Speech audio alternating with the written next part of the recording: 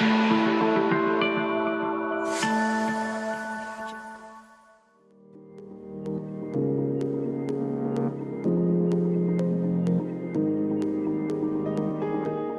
warga kerajaan, selamat datang di ibadah online GBI Rock Ministry Sorong. Dan kami menyambut Anda yang baru pertama kali bergabung bersama kami. Dan berikut akan kami sampaikan beberapa informasi gereja.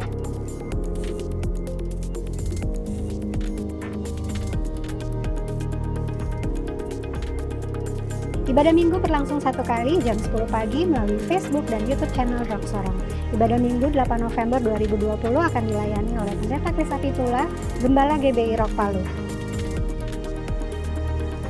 Bagi komunitas muda, ibadah KGC berlangsung secara online setiap hari Sabtu jam 6:30 malam melalui Facebook KGC Sorong. Bagi Anda yang ingin memberikan persembahan dapat menggunakan aplikasi e-money atau dapat mentransfer ke rekening berikut.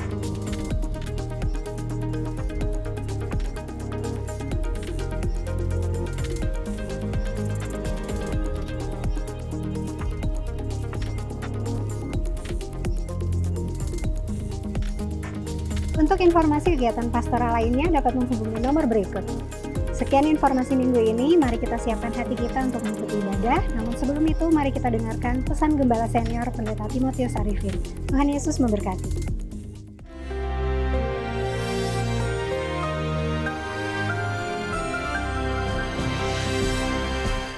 Shalom seluruh warga kerajaan. Tanggal 22 Oktober yang lampau itu adalah ulang tahun ke-31 dari pelayanan dari Rock Ministry dimulai dari Denpasar, Bali. Dan by His grace, hari ini kita mencapai sepertiga daripada goal atau destiny kita 1000 jemaat 2025. Bersama Tuhan kita bisa lakukan itu.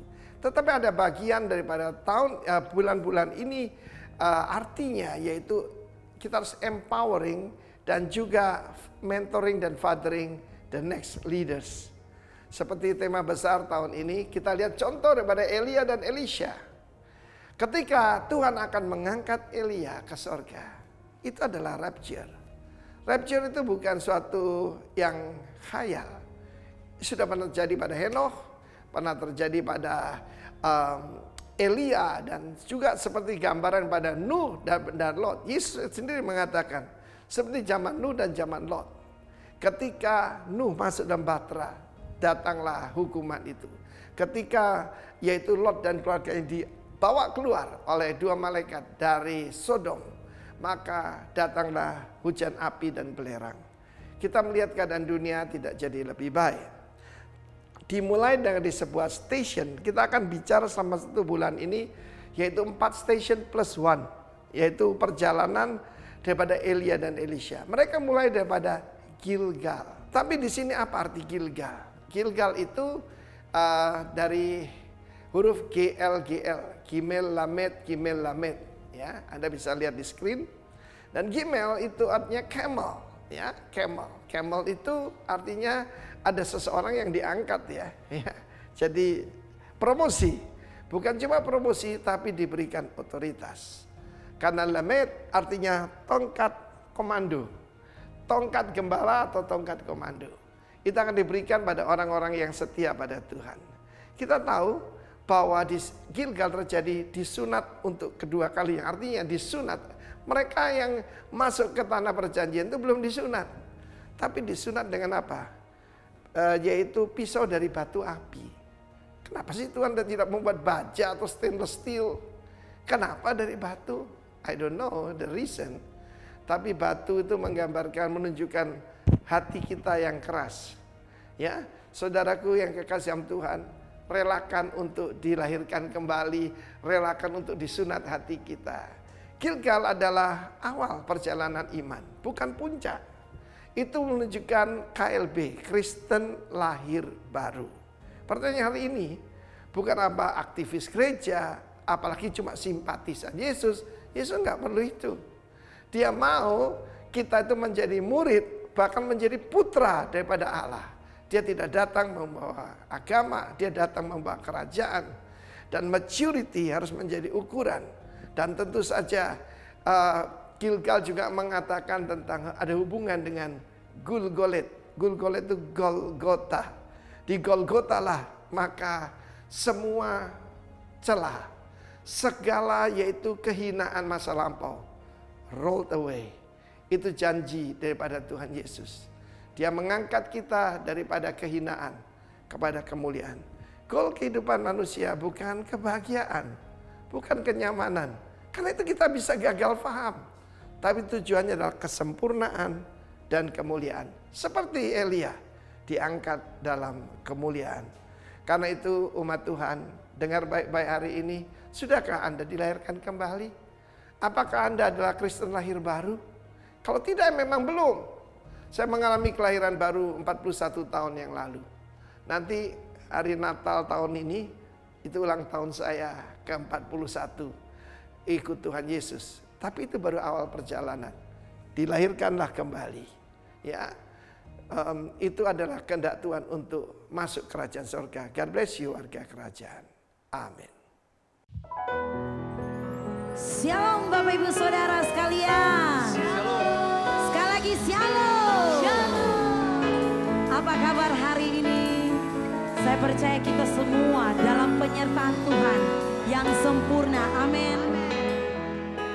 Perenungan buat kita hari ini terambil dari kitab Roma pasal 5 ayat 8 dan 11 berkata, akan tetapi Allah menunjukkan kasih-Nya kepada kita oleh karena Kristus telah mati untuk kita ketika kita masih berdosa.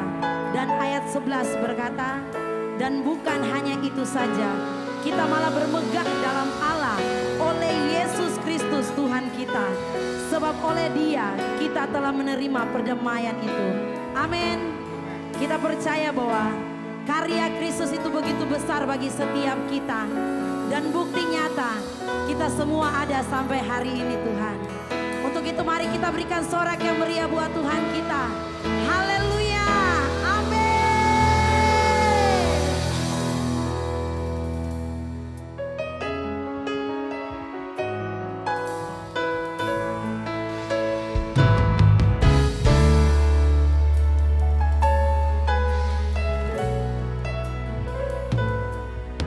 Saat ku masuk ke hadirat-Mu, bawa persembahan ke tempat kudus-Mu. Pujian ku naikkan, sembah ku berikan bagi-Mu Allah yang mulia. Kau layakkan ku menghampirimu, melihat tata kemuliaan-Mu Tuhan. Pujian ku naikkan, sembah ku berikan bagi-Mu Allah yang mulia. Oleh kuasa darah-Mu Kau telah tebus dosaku, kekudusan-Mu melingkupiku, kasih-Mu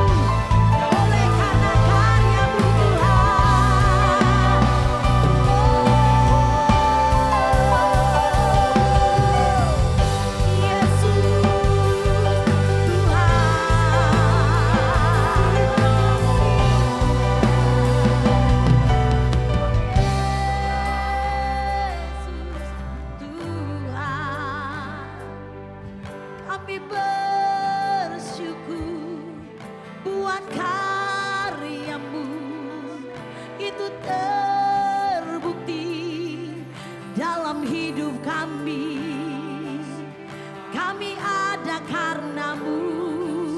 Dan biar kami naikkan pujian kami, syukur sembah kami. Buat Raja yang duduk, buat Raja yang bertata, buat Raja yang besar, itu Yesus kau Tuhan.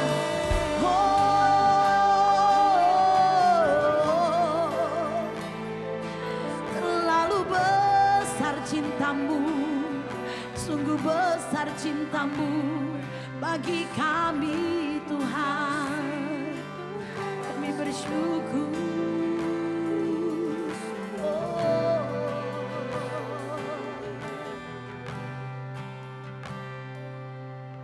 Terlalu besar kasih-Mu Bapa, pengorbanan yang Kau berikan bagiku.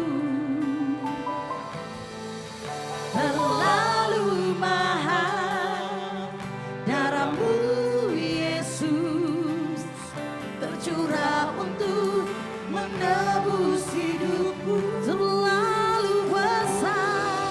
Terlalu besar kasih-Mu Bapa, pengorbanan yang Kau berikan bagiku. Terlalu mahal darah-Mu Yesus, tercurah untuk menebus hidupku. Terlalu besar kasih-Mu Bapa, pengorbanan yang Kau berikan bagiku. Terlalu mahal darah-Mu Yesus, tercurah untuk menebus hidupku.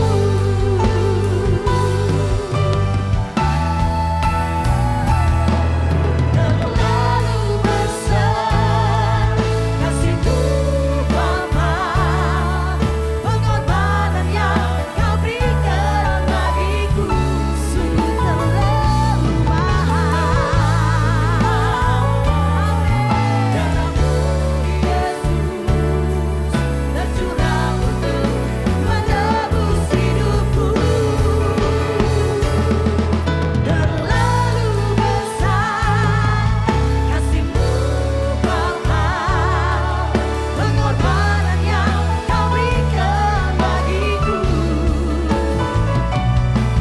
Terlalu mahal darah-Mu Yesus, tercurah untuk menebus hidupku. Tercurah untuk menebus hidupku. Tercurah untuk menebus hidupku.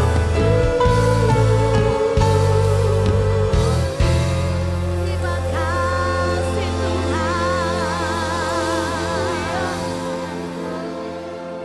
Shalom warga kerajaan, senang sekali berjumpa dengan Anda dan kita berjumpa dalam terang kebenaran firman Tuhan. Dan firman Tuhan adalah pelita bagi kaki kita, terang bagi jalan kita.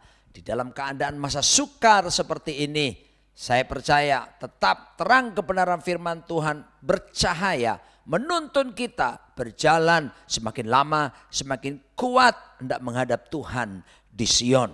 Firman Tuhan dalam 2 Timotius 3 ayat 1 dan 14.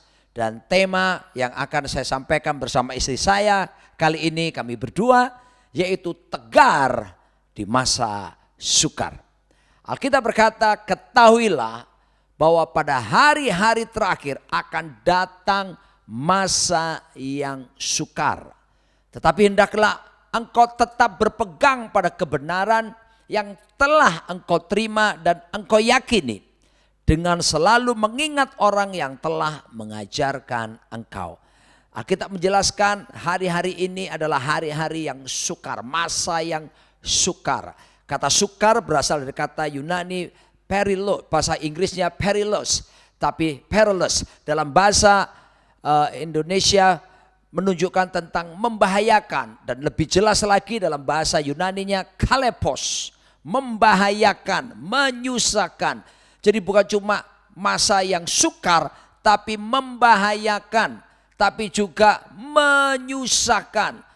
Peristiwa yang kita alami hari-hari ini, pandemi corona, dan dialami oleh begitu banyak global, dan saat ini kita melihat bahwasanya banyak orang yang tidak berdaya untuk menghadapinya, dan keadaan berpengaruh langsung dengan ekonomi yang semakin memburuk, berpengaruh langsung pula kepada rumah tangga. Data menunjukkan bahwa 40% di Korea Selatan penduduknya mengalami gangguan kejiwaan akibat pandemi ini.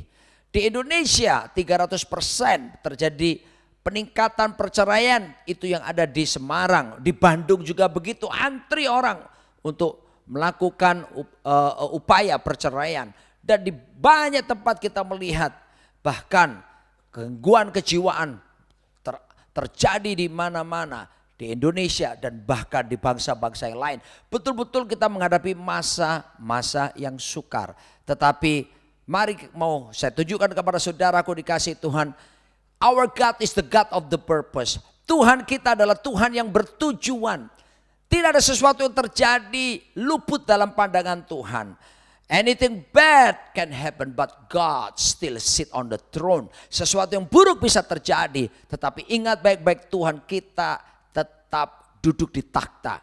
Dia tidak pernah kecolongan dengan pandemi ini. Sebab itu kita orang percaya mesti merubah pandemi menjadi akademi. Kenapa? Proses pembelajaran supaya kita semakin dimurnikan, semakin dibentuk, semakin menyerupai Tuhan kita Yesus Kristus. Dan Alkitab menjelaskan di masa sukar seperti ini supaya kita tetap berpegang kepada kebenaran. Tentu kebenaran sejati, righteousness, itulah kebenaran di dalam firman Tuhan. The truth juga, kebenaran di dalam firman Tuhan. Righteousness berbicara tentang bagaimana kita berdiri dalam posisi yang benar di mata Tuhan. Dan bagaimana kita membangun hubungan yang intim dengan Tuhan. Tapi juga the truth, kebenaran Tuhan memerintah. Karena Alkitab berkata, Yesus berkata, barang siapa mengetahui kebenaran, kebenaran akan memerdekakan kita. Dan mari saya akan tunjukkan bahwa dalam hidup ini ada misteri-misteri kehidupan. Ada misteri di mana ada hal-hal dalam dunia ini yang kita, ada pertanyaan-pertanyaan yang gak bisa kita jawab. Ya, banyak hal kita tidak maha tahu. Let God be God. Biarlah Tuhan tetap Tuhan. Kita ini manusia biasa. Ada banyak hal di dalam dunia ini yang gak bisa kita jelaskan, bukan? Yang berikutnya ada banyak hal dalam hidup ini saudaraku yang tidak bisa kita ubahkan. Ada banyak hal dalam hidup ini tidak bisa kita kendalikan. Tetapi kita harus beritahu bahwa our God is the God of the purpose. God still in control. Tuhan tetap di dalam kendali. Dia tidak pernah kecolongan di pandemi ini.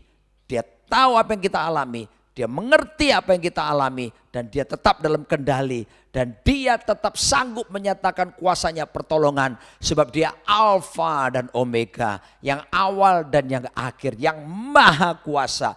Ada beberapa hal dalam hidup ini yang kita tidak bisa hentikan. Ya, ada banyak hal dalam hidup ini yang kita nggak bisa sepenuhnya kita harus bertanggung jawab sebab ada bagian kita, ada bagian Tuhan, ada bagian kita, ada bagian orang lain juga, dan ada banyak hal dalam hidup ini yang tidak bisa kita lampaui, saudaraku. Penuh dengan keterbatasan. Maka itu there are things only God can do. Ada hal-hal dalam dunia ini hanya Tuhan yang bisa melakukannya. Hanya Tuhan yang bisa melakukannya, dan manusia dalam segala keterbatasannya dan tidak berdaya. Tapi kita bersyukur kita punya Tuhan yang selalu menolong kita. Yang dia disebut sebagai Tuhan Everlasting Father, Bapa kekal, Raja damai. Disebut juga penasihat ajaib, penolong kita yang sungguh. Sehingga pemazmur berkata, hanya dekat Allah saja kiranya aku tenang. Wow, hanya dekat di tengah pandemi menjadi akademi. Kita terus melekat kepada Tuhan. Maka kita dijadikan tenang. Dan There are things only God knows. Hanya Tuhan yang tahu. Maka itu jangan ragu-ragu kalau kita memang gak tahu berkata, I don't know. Aku gak tahu. Jangan merasa malu kalau memang kita betul-betul tidak tahu. Karena kita tahu bahwa kita manusia serba terbatas. Dan ada banyak hal hanya Tuhan yang bisa menjelaskan. Ketahuilah batasan kita. Ketahuilah kelemahan, kekurangan setiap kita. Dan saya percaya ketika kita mengetahui batasan-batasan kita. Dan mengerti kita bukan Captain Marvel. Kita bukan Superman. Kita butuh Tuhan dalam hidup ini. Dan kita bersyukur Tuhan kita tersedia bagi setiap kita. Istri saya akan melanjutkan lagi. Tapi semua masalah dalam kehidupan Bapak Ibu bukanlah sesuatu yang tetap, tapi semua masalah itu adalah sesuatu yang berubah. Seperti janji Tuhan yang berkata di dalam Kejadian 8 ayat yang ke-22. Di situ dikatakan, selama bumi masih ada, tak akan berhenti-hentinya musim menabur dan menuai, dingin dan panas, kemarau dan hujan, siang dan malam. Sepastinya musim yang berubah Bapak Ibu. Masalah setiap kita juga bukan merupakan sesuatu yang tetap. Di sini kita belajar bahwa every problem is temporary. Never apply a permanent solution to a temporary problem. Jadi ketika kita tahu bahwa masalah itu bukan sesuatu yang tetap, life must go on. Jadi jangan mengambil keputusan yang tetap juga. Seperti kita belajar hal tersebut dari Yudas. Ketika dia ngalamin hal seperti itu, dia ngambil keputusan gantung diri. Tuhan berjanji selama musim masih ada, segala sesuatu berganti. Kita pun pasti akan bisa melewati semua masalah. Apa yang harus kita lakukan Bapak Ibu untuk kita bisa bersama-sama suami istri keluarga kita melewati masa-masa yang sukar? Mari kita belajar bersama-sama.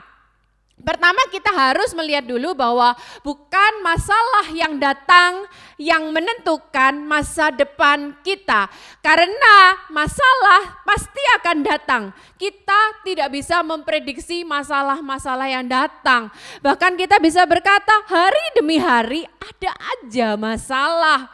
Tapi melainkan bagaimana cara kita meresponi masalah tersebut. Nah, saya kasih contoh Bapak Ibu, bisa aja bangun tidur pagi, tiba-tiba anak datang, kepala pusing, gak mau sekolah, masalah. Atau mungkin kita pergi ke kantor, waktunya mepet, ternyata di tengah jalan, ups, barangku ketinggalan, masalah. Seperti juga yang kami alami, seperti yang Pak Roni saksikan tanggal 21 Maret kemarin, ketika Pak Roni sudah seminggu bolak-balik untuk cek ke rumah sakit, dan Pak Roni di ronsen sampai tanggal 21 Maret kemarin. Ketika hasil CT scan keluar dan saya dipanggil oleh dokter, dokter menjelaskan bahwa Pak Roni positif COVID dan kondisinya seperti yang disaksikan Pak Roni, kondisinya sudah cukup berat. Dan Bapak Ibu, bukan masalah yang datang kepada kami, tapi bagaimana kami menyikapi masalah tersebut, itu yang menentukan masa depan kita. Jadi bagaimana kita bisa tegar, masalah tetap ada, tapi bagaimana kita menyikapi kepada masalah tersebut. Kemudian kita lihat bahwa yang menjadi konflik di dalam keluarga itu adalah cara pandang yang berbeda dalam menyikapi masalah. Nah, ini yang perlu kita pelajari. Sekali lagi saya katakan Bapak Ibu, masalah tetap datang. Tapi yang menjadi hal adalah bagaimana kita menyikapi, meresponi. Dan selanjutnya adalah bagaimana keluarga ini menyamakan persepsi. Tanggal 6 April Pak Roni akhirnya oleh kebaikan Tuhan diizinkan sama dokter keluar dari rumah sakit. Nah, persepsinya beda kami Bapak Ibu. Kenapa? Pola pikir saya, kamu kan sudah sembuh, sudah punya imun, berarti nggak perlu terlalu takut lagi, pulanglah kami. Kami tinggal di apartemen lantai 30 Bapak Ibu, jadi setiap kali masuk harus pencet lift. Tapi Pak Roni selalu pencet lift dengan sikunya. Saya bilang, kenapa sih kamu parno sekali? Kamu kan sudah punya imun. Persepsi saya, kamu parno. Tapi dari persepsinya Pak Roni, aku bukan parno, aku berhati-hati. Nah, ini yang jadi titik permasalahan dalam keluarga, persepsi yang berbeda. Kemudian penerimaan di mana-mana penurun kan Bapak Ibu, ada yang di PHK, ada yang dirumahkan gaji separuh, bisnis pun mengalami omset menurun, akhirnya semakin runcing terjadi konflik dalam keluarga. Nah biasanya kalau dalam pertandingan Bapak Ibu, coach akan melakukan apa? Time out dulu, stop dulu, berhenti dulu. Apa yang dilakukan ketika time out? Sama-sama menyamakan bahasa dulu. Atur strategi ulang, baru setelah sama-sama menyamakan bahasa, sebelum masuk lapangan pasti sama-sama yeay, baru masuk lapangan lagi bersama-sama menghadapi masalah tapi beda perspektifnya Bapak Ibu. Nah, semua keluarga itu dari latar belakang yang berbeda kan pastinya. Pola asuh, karakter, cara berpikirnya itu akan membentuk pola pikir kita. Saya kasih contoh dan kesaksian. Saya lahir dari latar belakang keluarga di mana orang tua saya itu anti banget sama obat, bahkan enggak minum vitamin Bapak Ibu. Karena latar belakangnya pola pikir seperti ini, asal kita makan sehat, sayur, daging, minum susu, itu tubuh kita akan dengan sendirinya mencetak vitamin. Dan kalau kita lagi nggak enak badan, nggak perlu harus obat. Kita istirahat yang cukup, maka tubuh kita akan memulihkan diri sendiri. Jadi di keluarga saya itu anti obat. Menikahlah saya dengan Pak Roni. Pak Roni dari latar belakang yang berbeda Bapak Ibu, di mana hacing dekolgen. Hacing sedikit lagi neosep. Makanya saya sampai bilang sama dia, kok sepertinya dekolgen dan neosep itu jadi permen ya buat kamu ya. Maaf kalau saya sebutkan merek, bukan menjelekkan suatu merek, tapi pengalaman latar kami. Nah saya dari latar belakang tersebut, Pak Roni dari latar belakang berbeda. Kemudian terjadilah masalah COVID ini Bapak Ibu. Akhirnya pola pikir kita berlanjut berbeda, karena saya pikir dalam kondisi seperti ini, di mana semua orang harus berhemat, kita juga harus berhemat. Gimana caranya yang vitamin-vitamin itu dikurangin, itu nanti aja. Lebih penting yang prioritas utama dulu. Tapi buat Pak Roni justru itu prioritas utama, vitamin. Nah ini yang harus disamakan. Semua kita pasti punya niatan yang baik. Bapak Ibu saya baik kok, uang untuk dihemat biar bisa buat yang kepentingan yang lebih utama. Bagi Pak Roni dia baik, karena ini untuk kesehatan kita sekeluarga. Kalau sakit mau bisa apa? Nggak bisa berbuat apa-apa kan. Nah apa yang harus kita lakukan? Di dalam Roma 12 ayat yang kedua dikatakan, jangan kamu menjadi serupa dengan dunia ini. Karena dunia ini selalu berpikir aku yang benar, kamu yang benar, masing-masing yang benar. Tapi berubahlah oleh pembaharuan budimu. Kita suami istri dalam tegar menyikapi masa sukar harus sama-sama berubah pembaharuan budi kita. Menyamakan persepsi, menyatukan bahasa, membuat strategi bersama. Dan di dalam Filipi 2 ayat yang kelima, pola pikir yang gimana sih Bapak Ibu? Hendaklah dalam hidupmu bersama, yang berkeluarga ataupun di luar keluarga yang berkomunitas, menaruh pikiran dan perasaan Kristus. Jadi enggak menang sendiri, tapi akhirnya pikiran dan perasaan Kristus kita sama-sama benar. Dan sesukar apapun Bapak Ibu, setiap masalah tadi Pak Roni bilang bahwa Tuhan tetap pegang kendalinya. Di dalam Mazmur 133 dikatakan kalau kita rukun bersama, firman Tuhan berjanji ia akan memerintahkan untuk berkat buat setiap kita. Dan bukan hanya berkat yang ada embel-embelnya, nanti ada sakit atau ini itu, tidak. Tapi firman Tuhan Mazmur 133 berkata berkat itu mendatangkan kehidupan untuk selama-lamanya. Kuncinya apa? Rukun. Gimana caranya? Samakan bahasa, sehati, sepikir. Kemudian Bapak Ibu dalam Matius 18 ayat 19 dikatakan jika dua orang berdoa sepakat minta apapun juga permintaan mereka akan dikabulkan. Dua orang suami istri. Saya bersaksi sedikit Bapak Ibu, pada Oktober tahun lalu waktu itu Pak Roni operasi pita suara. Kita di Singapura waktu itu, jadi prosesnya asuransi adalah reimburse. Ternyata reimburse-nya sangat kecil sekali, tidak sesuai dengan yang kami harapkan lah Bapak Ibu. Waktu berjalan itu Oktober tahun lalu, singkat cerita di awal September ini di mana kita day by day kita berdoa, kita sepakat suami istri, kita rukun bersama menyamakan bahasa. Tiba-tiba di awal September masuklah sejumlah nominal yang buat kami sekeluarga tuh besar Bapak Ibu. Nah apa yang terjadi setelah kita lihat ternyata dari asuransi, kita tanya sama agensinya bilang ini uang apa kok ada uang masuk sekian dari asuransi. Ternyata operasi Pak Roni yang tahun lalu Oktober ada ex gratia. Sampai kita heran, padahal kasus sudah ditutup kok ex gratianya masuk sekarang. Padahal kalau kita pikir-pikir lagi zaman itu ya seneng sih dapat sejumlah sekian, tapi kurang efek. Justru sekarang kita mau bersaksi ketika kita rukun bersama, luar biasa Tuhan pelihara kita. Selanjutnya kita akan lihat yang kedua adalah kita minta Tuhan hikmat. Yang pertama rukun bersatu mintalah, tapi kita juga harus penting minta apa? Kita perlu minta hikmat dalam kondisi seperti ini. Sebab kamu tahu dalam Yakobus 1 ayat 3 dan 7 bahwa ujian terhadap imanmu menghasilkan ketekunan. Dan ketekunan jika memperoleh buah yang matang akan menjadi sempurna dan utuh dan tak kekurangan suatu apapun. Nah, tetapi apabila di antara kamu ada yang kekurangan hikmat, hendaklah minta kepada Allah. Dalam kondisi seperti ini yang di PHK, yang dirumahkan, sedangkan kebutuhan tidak berkurang, pendapatan berkurang. Minta hikmat solusinya, apa yang harus dikerjakan. Firman Tuhan selanjutnya di dalam Pengkhotbah dikatakan, Pengkhotbah 4, berdua lebih baik daripada seorang diri. Nah, karena mereka menerima upah yang baik dalam jerih payah mereka.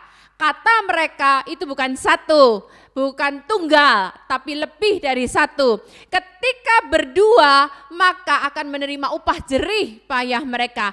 Maksudnya apa? Suami istri sekarang dalam kondisi gini minta hikmat dan bekerja sama.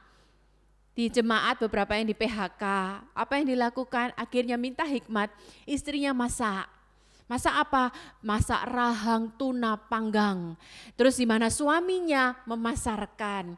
Termasuk anak kami Bapak Ibu ya, di mana suaminya dia itu suka mobil. Jadi dia yang waxing mobil dan melakukan untuk semuanya tentang mobil, detailing car. Istrinya yaitu anak kami, dia yang memasarkan, dia yang pasang di IG. Jadi berdua lebih baik. Dalam kondisi sukar ini minta hikmat dan rukun bersama melakukannya. Yang selanjutnya. Ya, selanjutnya apa yang harus dilakukan di masa sukar seperti ini? Perhatikan, jangan meremehkan manajemen.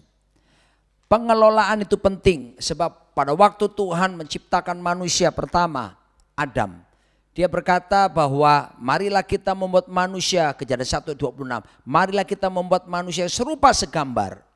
Supaya apa? Mereka, let them have dominion. Have dominion ini berasal dari kata radah. Artinya adalah kalau kita secara singkat itulah kingdom. Bagaimana kita menjadi perwakilan kerajaan Allah. Memerintah saudaraku sebagai perwakilan kerajaan Allah. Tetapi juga kata have dominion, rada ini artinya to manage, mengelola. Kita ditugaskan oleh Tuhan melakukan tindakan pengelolaan, manajemen itu penting sekali.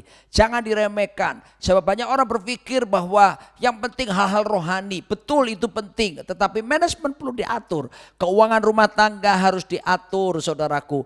Maaf, saya sering menjumpai ada beberapa orang yang rajin sekali berdoa, naik ke menara doa, bisa berjam-jam di sana. Bahkan sering kali dalam satu minggu bisa berkali-kali berdoa di menara doa. Tapi apa yang terjadi? Utang tetap tidak dibayar. Terus mengalami kesulitan dalam keuangan. Kenapa saudaraku? Karena ternyata tidak diatur, tidak di-manage keuangannya. Di dalam keluarga kami pernah satu kali mendapatkan satu berita yang tidak enak. Ada gosip yang beredar. Ada rumor bahwa ketika saya mengutus anak saya kuliah di Amerika, anak yang pertama. Lalu kemudian ada rumor jelek, ada gosip bahwa saya menggunakan uang gereja, memanipulasi uang gereja. Lalu kemudian kabar ini sampai terdengar ke Pak Arifin di Bali dan beliau kumpulkan termasuk tim bendahara di tempat kami. tim bendahara, ada yang lulusan dari Boston, Amerika Serikat, ada yang mantan pemimpin bank, dan ada juga saudaraku salah satu tim keuangan bagian pelaporan itu adalah akuntan. Dan kemudian diminta oleh Pak Arifin diaudit, apakah betul saya melakukan tindakan kecurangan. Dan apa yang terjadi setelah diaudit ternyata tidak didapati bahwa saya melakukan manipulasi atau mengambil uang gereja untuk kepentingan menyekolahkan anak saya ke Amerika, ke Seattle waktu itu. Dan banyak orang berpikir seperti itu. Kenapa? Karena mereka tidak mengerti bahwa kami berdua dalam keluarga melakukan manajemen keuangan dengan baik. Kami punya yang disebut financial report, laporan keuangan keluarga. Kami juga buat budgeting, planning, bikin anggaran. Saya memberi contoh dalam keluarga kami atur keuangan, misalnya minimal 10% penerimaan kami. Selalu kami dengan disiplin mengembalikan persepuluhan. Sekalipun kami gembala, pendeta, kami kembalikan persepuluhan. Lalu kemudian minimal 10% yang berikutnya kami pakai untuk apa? Menabur kepada orang-orang miskin dan sebagainya. Lalu kemudian 40%. Nah, kami disiplin sekitar 40% ini pengeluaran besar memang. Kami lakukan untuk apa? Untuk biaya kuliah anak-anak kami di Amerika Serikat. Lalu kemudian 10% berikutnya minimal kami pakai untuk apa? Menabung. Ya, karena kami sadar bahwa sesekali ada keperluan-keperluan yang mendadak.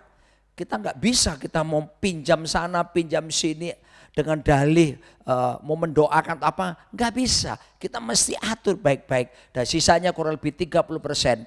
Kami pakai apa? Untuk keperluan sehari-hari. Makan, minum, belanja baju, belanja tas atau yang itu. Jadi kami atur sedemikian rupa dan akibatnya dengan budgeting penganggaran. Ketika 2 anak kami sekarang sudah lulus dan yang tinggal 1 yang sedang kuliah di Amerika, kami tidak punya hutang 1 rupiah pun.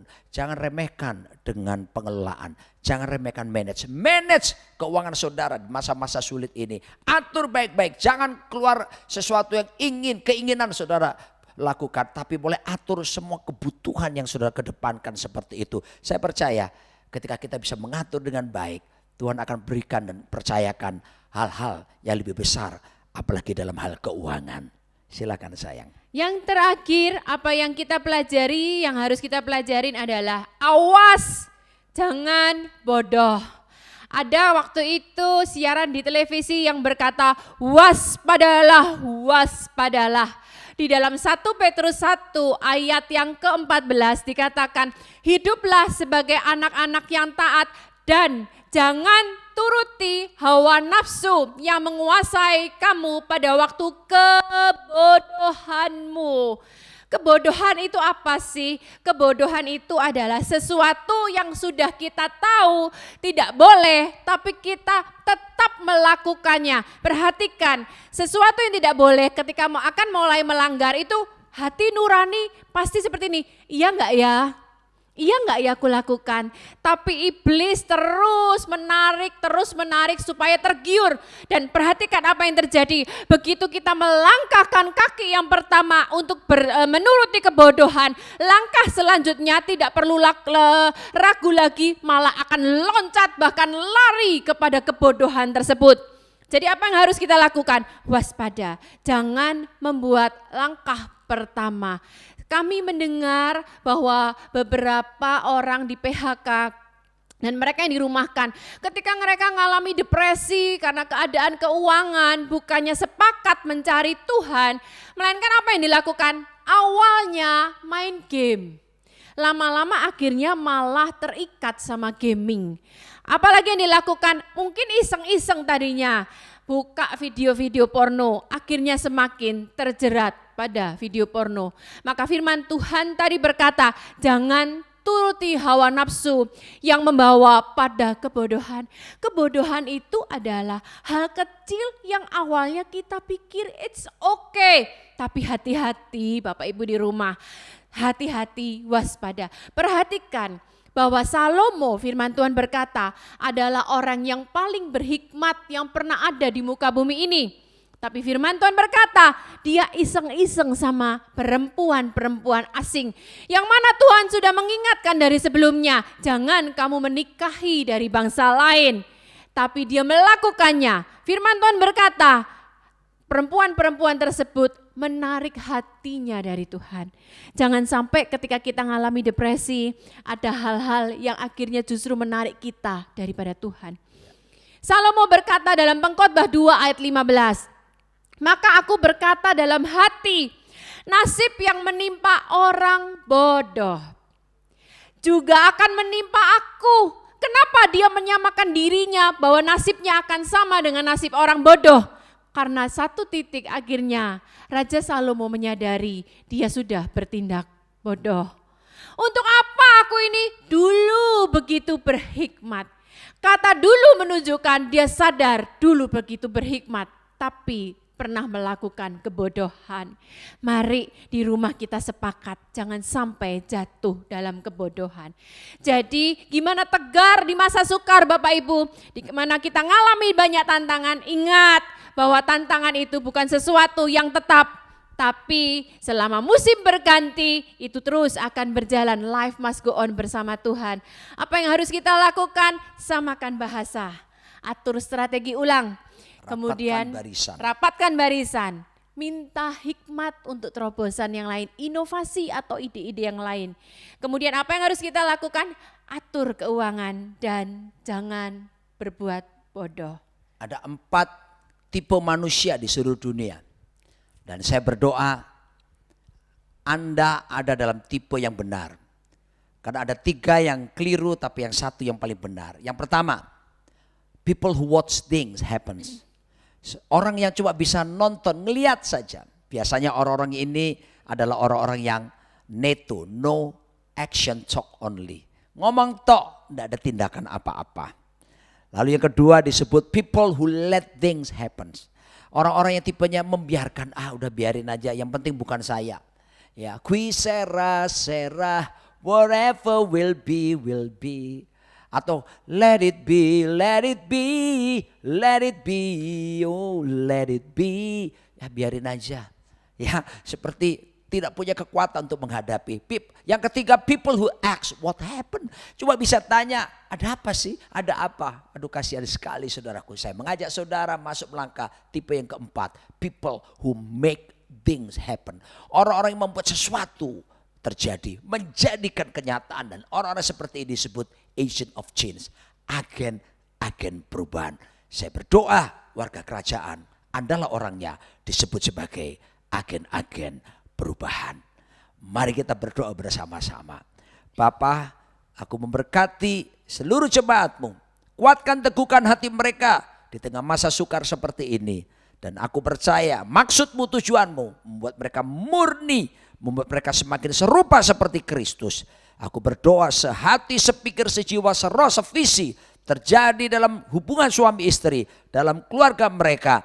Dan aku berdoa semuanya sanggup melewati lembah bayang-bayang maut ini. Sebab Tuhan berjanji menyertai mereka dan Tuhan tidak pernah meninggalkan mereka semuanya. Segala yang terbaik dari sorga dan kekuatan daripada Roh Kudus mengalir kuat dalam hidup setiap jemaatmu.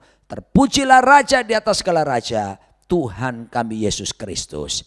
Amin. Shalom, saya percaya setiap kita hari ini diberkati oleh pemberitaan firman Tuhan yang telah dibagikan oleh Pastor Roni Daud. Doa kami biar berkat Tuhan selalu ada atas kehidupan dan pelayanan Pastor Roni dan seluruh tim pengembalaan yang ada di Jakarta. Tuhan memberkati seluruh keluarga besar yang ada di sana. Mari sama-sama hari ini kita akan masuk bersama dalam perjamuan kudus. Dan biar kita membawa hati kita, sebelum kita masuk dalam perjamuan kudus, saya akan membacakan 1 Korintus 11 ayat yang ke-26 sampai ayatnya yang ke-32 untuk Bapak Ibu Saudara. Sebab setiap kali kamu makan roti ini dan minum cawan ini, kamu memberitakan kematian Tuhan sampai Ia datang. Jadi, barang siapa dengan cara yang tidak layak makan roti atau minum cawan Tuhan, ia berdosa terhadap tubuh dan darah Tuhan.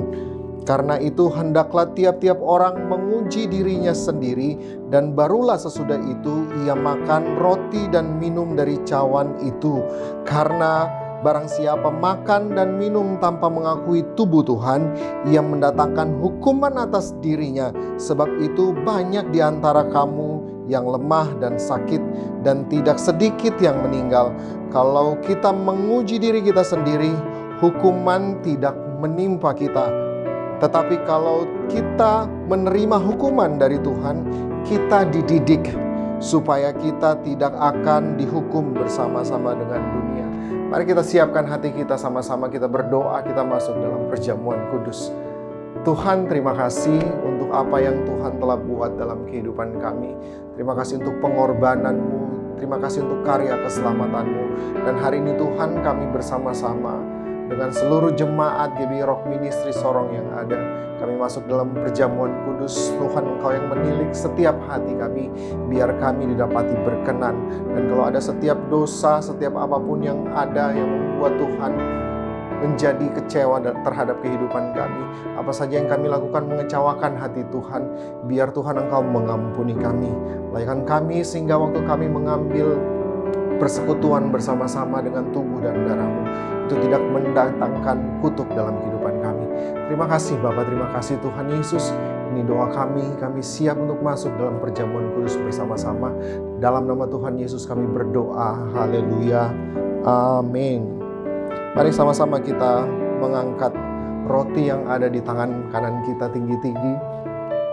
Demikianlah firman Tuhan, sebab apa yang telah kuturuskan kepadamu telah aku terima dari Tuhan, yaitu bahwa Tuhan Yesus pada malam waktu ia diserahkan mengambil roti, dan sesudah itu ia mengucap syukur atasnya, ia memecah-mecahkannya dan berkata, inilah tubuhku yang diserahkan bagi kamu, perbuatlah ini menjadi peringatan akan aku. Saudara-saudara yang terkasih, bukankah roti yang kita pecah-pecahkan ini adalah persekutuan kita dengan tubuh Kristus? Mari kita makan di dalam nama Tuhan Yesus.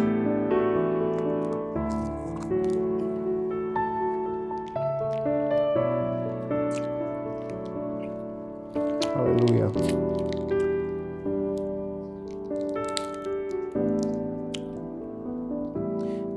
Mari kita mengangkat tangan kita, cawan yang ada di tangan kanan kita bersama-sama. Demikian juga ia mengambil cawan sesudah makan lalu berkata, cawan ini adalah perjanjian baru yang dimeteraikan oleh darahku. Perbuatlah ini setiap kali kamu meminumnya, menjadi peringatan akan aku, kata Tuhan. Saudara-saudara yang terkasih, bukankah cawan pengucapan syukur yang atasnya kita ucapan syukur ini adalah persekutuan kita dengan darah Kristus? Mari kita minum di dalam nama Tuhan Yesus Kristus.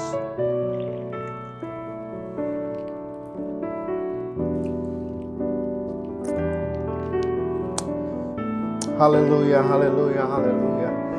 Haleluya, haleluya. Terima kasih Tuhan. Terima kasih untuk persekutuan yang telah Engkau berikan bagi kami. Kami bisa menyatu bersama-sama dengan tubuh-Mu. Kami menyatu bersama-sama dengan darah-Mu. Dan kami menjadi milik Kristus. Kami percaya akan ada mujizat yang menyertai kehidupan kami. Kami percaya akan ada kekuatan baru yang akan menyertai kehidupan kami. Kami percaya akan ada kesembuhan yang terjadi atas kehidupan kami. Kami percaya akan ada pemulihan yang terjadi atas keluarga kami. Kami percaya setiap berkat-berkat yang telah Tuhan sediakan, setiap janji-janji Tuhan akan mengejar kehidupan kami. Sungguh Engkaulah Allah yang luar biasa, Allah yang menyelamatkan kami, Allah yang selalu berada di kehidupan kami. Kami pun berdoa Tuhan, biar Engkau memberkati bangsa kami, bangsa Indonesia. Engkau memberkati kota kami, kota Sorong. Kami tahu sungguhlah Engkau Tuhan yang luar biasa atas kota dan bangsa kami. Terima kasih Bapa, terima kasih Tuhan Yesus untuk hari ini. Kami percaya bahwa Engkaulah Allah yang mempesona seluruh kehidupan kami. Hanya di dalam nama Tuhan Yesus kami berdoa dan mengucap syukur. Haleluya. Amin.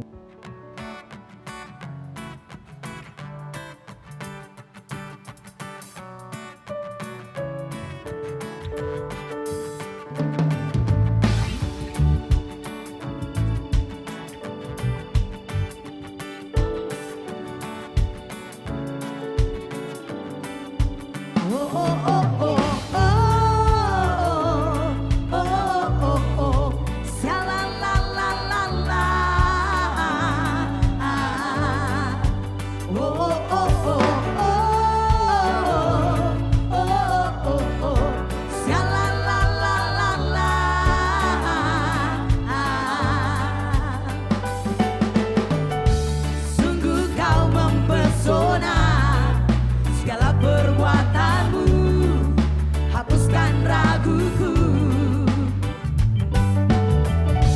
Kau buktikan kasih-Mu, mati bagiku, hapuskan dosaku.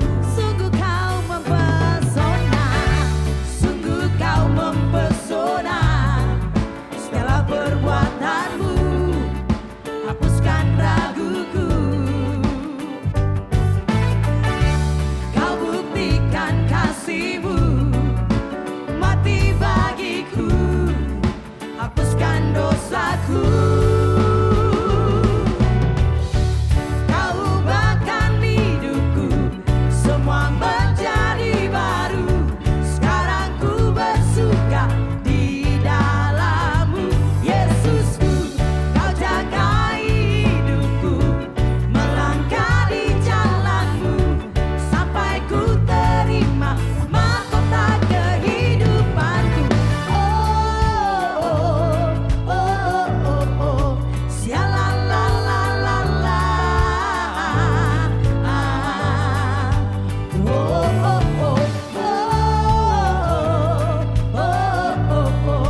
Sialalalala.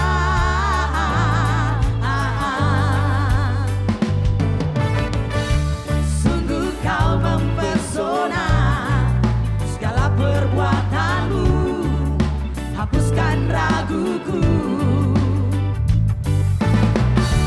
Kau buktikan kasih-Mu, mati bagiku, hapuskan dosaku.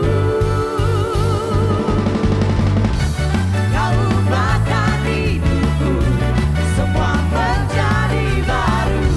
Sekarang ku bersuka di dalam-Mu, Yesusku. Kau jaga hidupku, melangkah di jalan-Mu, sampai ku terima mahkota kehidupanku.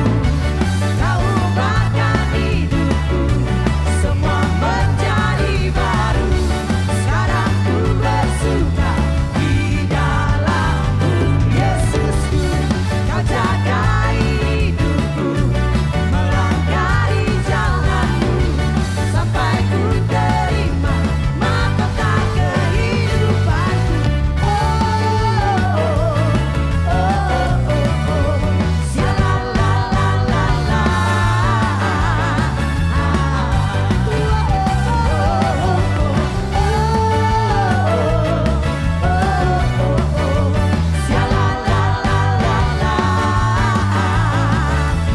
Mahkota bagi kehidupanku.